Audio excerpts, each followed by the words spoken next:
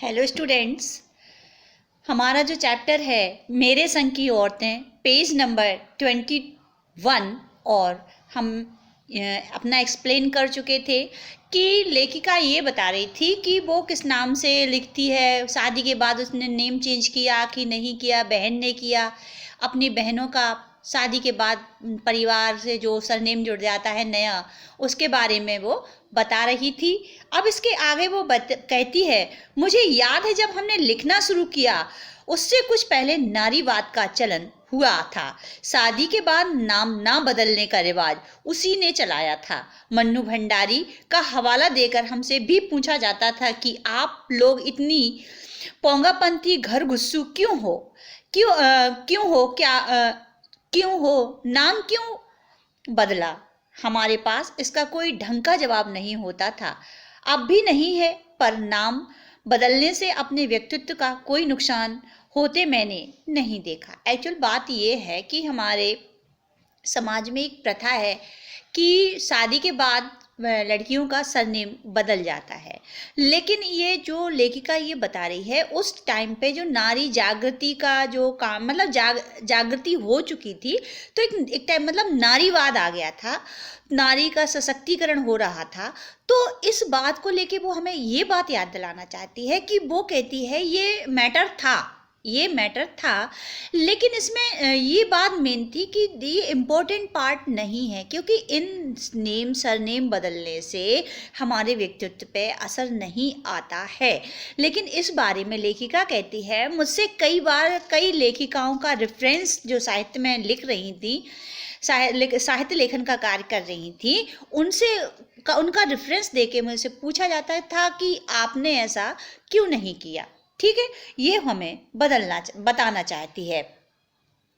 ठीक है, पूछने को तो पिताजी से लोग ये भी पूछते थे कि 5 बेटियों से आपका मन नहीं भरा जो हर बेटी के 2-2 नाम रख छोड़े हैं। मुझसे छोटी बहन का घर का नाम है गौरी और बाहर का चित्रा। वह नहीं लिखती, उसका कहना है कि वह इसलिए नहीं लिखती क्योंकि घर में कोई पढ़ने वाला भी तो चाहिए।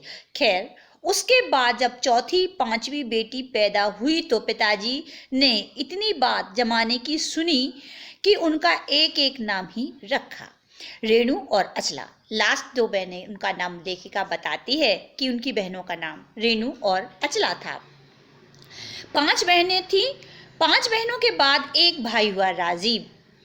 मजे की बात यह है कि बीच की 2 बहनें ही लेखन से बची रहीं, अचला और राजीव फिर उसमें जा फंसे। अचला मुझसे 8 साल छोटी है और वक्त के बदलाव की लाज रखते हुए अंग्रेजी में लिखती है, पर राजीव फिर हिंदी के हवाले। लेखिका ये बात बताती है अचला के बारे में। वो कहती है कि अचला मेरे से छोटी है, पर उसने अपना लैंग्वेज दूसरी भाषा यानी कि इंग्लिश भाषा में उसने लेखन कार्य किया। नए ज़माने का असर उस पर आ गया था। लेकिन भाई राजीव की बात जब करते हैं तो भाई फिर हिंदी लेखन साहित्य के क्षेत्र से जुड़ा हुआ था। आगे बढ़ते हैं।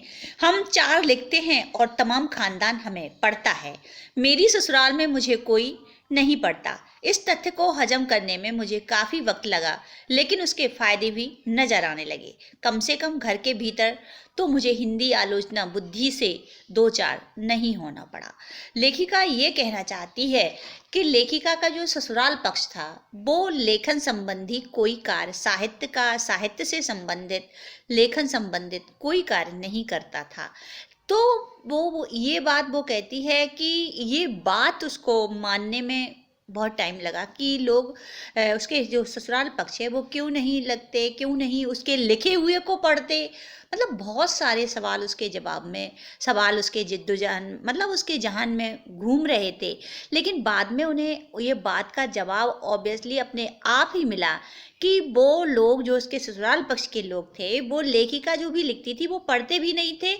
लेकिन उसका फ़ायदा लेखिका थी मुझे बहुत हुआ, क्योंकि ये आलोचनात्मक जो घर में फिर एक बातें होती हैं उससे उसे रूबरू नहीं होना पड़ा, मतलब उससे उसे 2-4 नहीं होना पड़ा, उसका सामना नहीं करना पड़ा, क्योंकि कोई पढ़ता ही नहीं था। सबसे अच्छी हंसी की वो मतलब समझने वाली बात है कि लेखिका जो लिखती थी उसका ससुराल पक्ष के जो लोग थे वो कभी नहीं पढ़ते थे और ना इस मैटर में कभी कोई लेखिका से संबंधित कोई प्रश्न किया करते थे। तो लेखिका कहती है इससे ही मुझे एक बड़ा फायदा हुआ कि मेरी जो तर्क वितर्क है या जो आलोचनाएं हैं वो नहीं हुआ करती थी। ठीक है, तो लेखिका अपनी इन सब बातों को हमारे सामने अपने अनुभव को, अपने जो परिवार के उसके जो लोग हैं, खासतौर से महिलाएं, उनकी बुद्धिमत्ता को हमारे सामने उजागर करती हैं और सबसे बड़ी बात वो ये बताना चाहती हैं कि मतलब वो परतंत्र मानसिकता वाली महिलाएं नहीं थी जो उसके आसपास उसके वातावरण में उस समय थी। वो परतंत्र मानसिकता उनके ऊपर कभी भी हावी नहीं हुई। ठीक है बेटा, नेक्स्ट जब हमारा वीडियो आएगा हम इसे कंटिन्यू करेंगे। God bless you dear children.